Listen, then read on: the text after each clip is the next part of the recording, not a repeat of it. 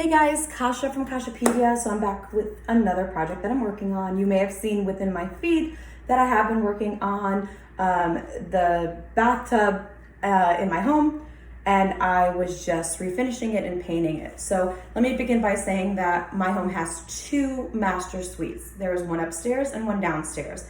This wasn't the original layout of the house, but this is what we decided upon when we moved in, because we had the 3 bedrooms upstairs that were quite small. So we had the kids, and the kids were very tiny when we moved in. So we decided to build a master suite upstairs and leave this one down here for a guest bedroom. Surely enough, my in-laws are moving in. Don't worry, everything's good. Everything's fine. They are moving in temporarily because they are building a home, and it's going to take some time. So they're going to be staying with us, and this works out perfectly. They have the entire first floor, their own wing of the house. It's going to be great. So in the meantime, I decided I needed to refinish this bathroom because the person that we bought it from was actually a flipper, an investor slash flipper. Now, like most flippers or most investors, they kind of use what they have on hand or what's left over from a different project just to make things work. This was a hodgepodge, like, of different stuff. I'm talking about different tiles, different colors. I mean, it didn't work. So it's been eating at me probably for the last 3 years since we moved in.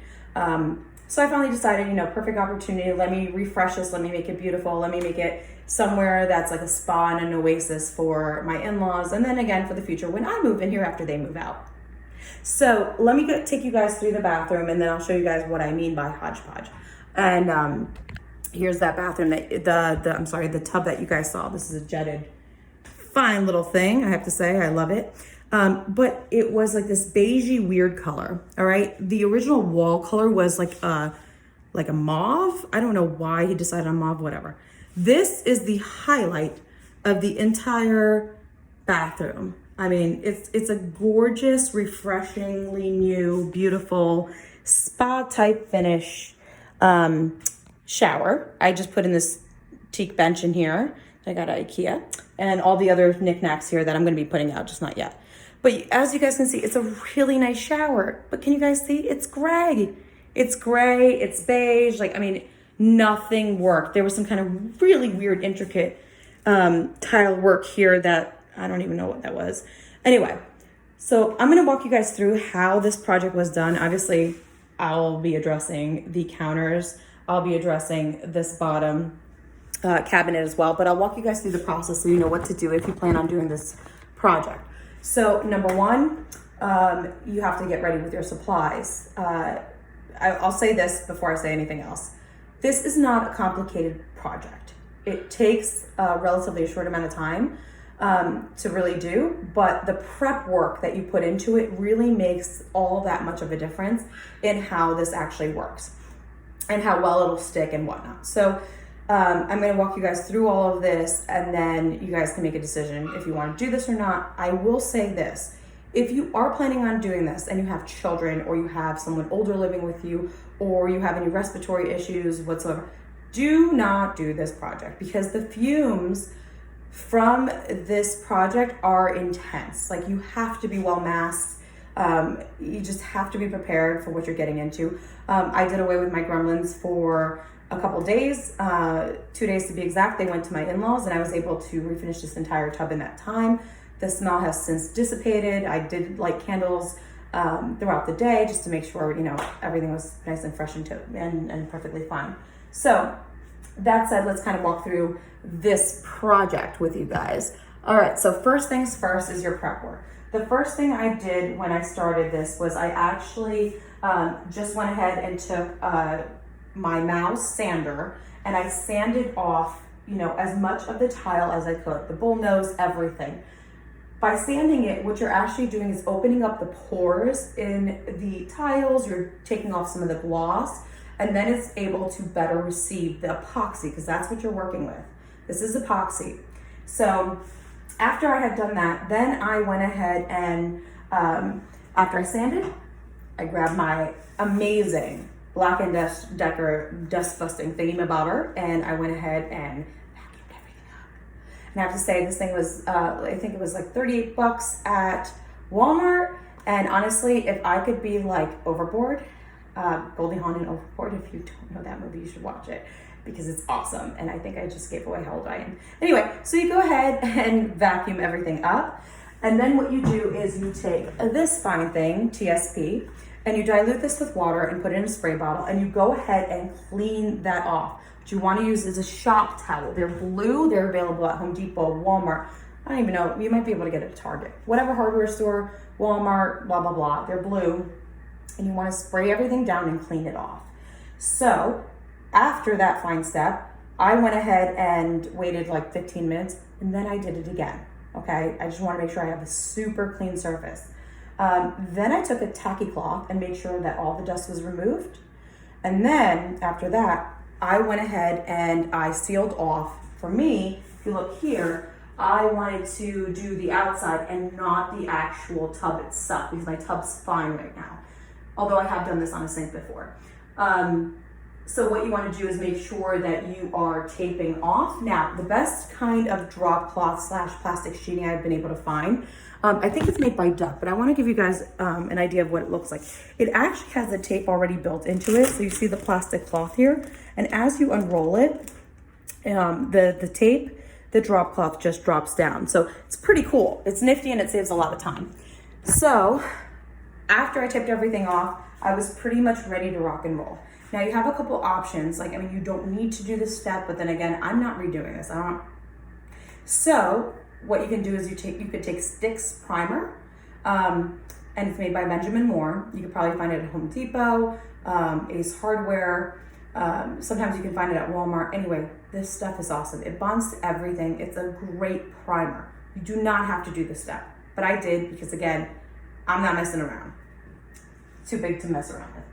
So that said, once you get all that done, you put the first prime coat on and then you just wait about 4 hours. What you want to do next is you want to go ahead and put on your mask, open up all the windows, get some fans in there, make sure everything's well ventilated, make sure nobody's around but you, and then you want to go ahead and get started. So the kit that I used was the Rust-Oleum Tub and Tile kit, and you mix them two together and you put them in like a painting pan. What you want to do then is you want to make sure you have these on hand. These are really important.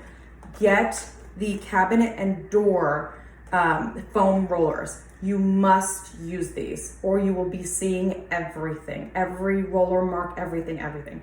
Get the contractor pack. I didn't initially do this, big mistake. I was running like a crazy person through my house, trying to look for more.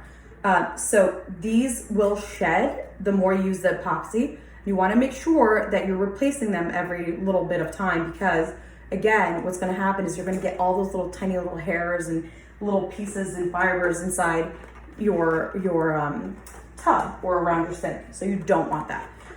I got these little foam roller thingies because sometimes, yes, when you're working with bullnose, when you're working in corners, what you want to do is pull the epoxy so that, it gets in there, but these are really good for that.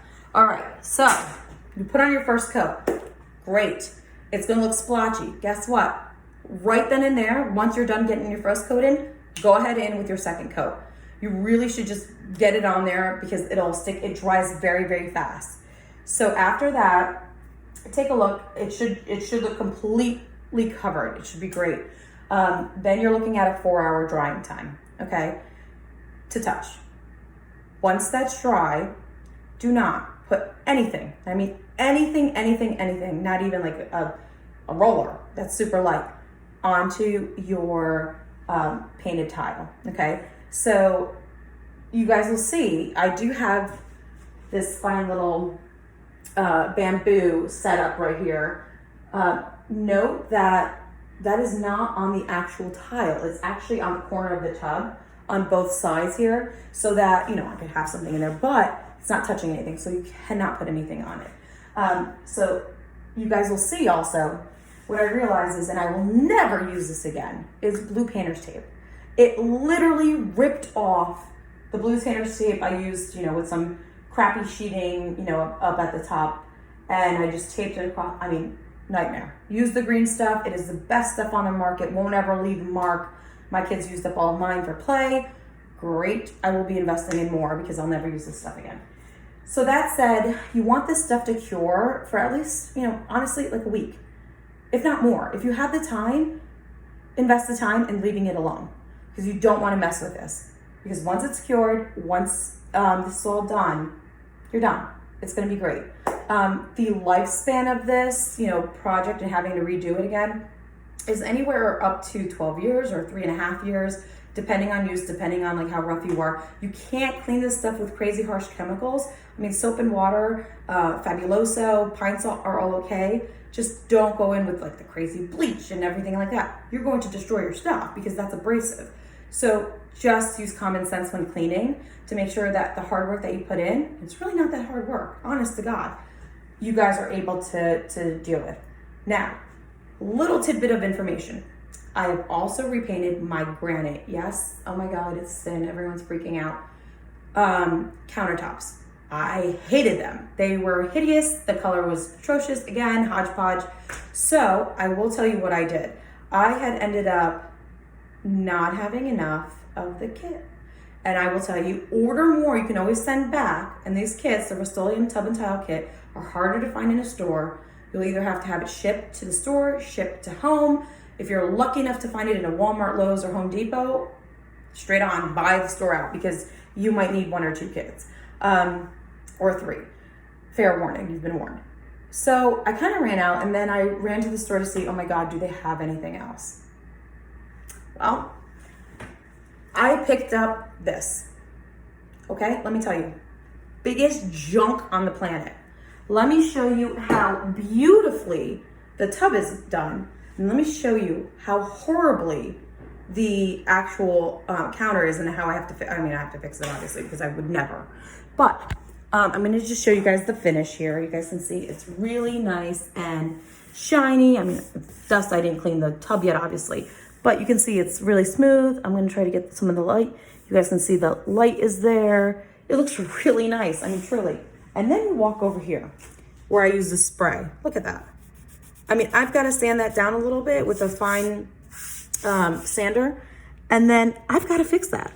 I mean, that looks horrific. So do not use the aerosol spray. Definitely buy the epoxy the right way and just roll it on. I mean, truly, it's just a pain in the butt. Now I have to redo this thing. So at least there's not as much prep work involved. You guys can see the fixtures that I could take off, I did. And then again, make sure that you guys are sealing or covering all of your drain holes or your water spouts, because again, if you get this stuff inside, no go, no bueno.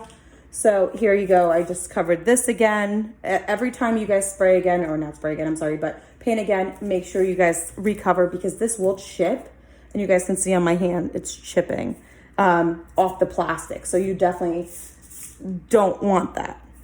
Okay, so if you guys are gonna put another coat on, take the time, cover your fixtures. Now, if you get some underneath and it looks really funky, get an X-Acto knife and cut along the bottom so you get a nice clean finish. What you can do after that, if you're still not satisfied, you could take caulk and caulk around it and it'll look beautiful. Here, you'll see it's flawless. It's absolutely flawless, because what I did was I was able to remove all of this. Sorry, let me see. There you go. It's flawless around the base because I was able to remove it. Unfortunately, this dude used like XOXO Gorilla Glue on this stuff, and I was not able to remove it in order to do this project, but I did off it too. So, I mean, like, whatever. But anyway, listen, you see I screwed up a little bit by trying to take a mini shortcut to solve this problem. I'm going to tell you right now, do not take shortcuts with this project. It's not worth it. It's not worth the spray. Just don't do it. As far as this project is concerned, I'm really thrilled with the overall results. I do have to fix a little bit, but my whole mantra in life is, honestly, he's grabbing my foam rollers. How do you anticipate, learning if you don't make mistakes? So to me, yeah, this looks like crap. Like, it really does. But I'm not stressing it, because it'll be fixed and it'll look wonderful when it's done. And I think that regardless of what you're going to do or attempting to do, the best thing you could do is attempt to do it. You'll learn, and then you're going to do more research to figure out how to fix it if you need to fix it. But you have a new knowledge base, and all the more power to you, because now you're going to be more comfortable. So if you have nerves about doing some kind of crazy renovation project, listen, it's worth trying. Again, do enough research beforehand, but the best thing that could happen is you could succeed. The worst thing that happens, you can fail, and then you figure out all the different ways of fixing something. So please be encouraged to try this. I'm extremely happy with this result and with this tub. I will say one other thing. Do not use this stuff on the floor. Like, please don't. I mean, it's a hazard. I mean, slippery when wet is a whole nother thing. So there is specialty floor paint. You'll see I don't care about these floors because I hate them. So I just ordered it. I'm waiting for it to come in. And I will be painting right over these tiles as well to make everything look seamless and cohesive as if it was meant to be this way. So in total, I think in this project, I'm maybe, and this is a huge bathroom obviously, with the floor, with the paint for this, the kit's about $23, so, and these stupid aerosol cans were like $12, with a waste of money. But I think maybe I've spent $60 or $70. So definitely worth it for the end result. I'm pretty happy, and I encourage everybody to try too. I loved it, and that's all. Thanks guys for watching, and talk to you soon. Bye.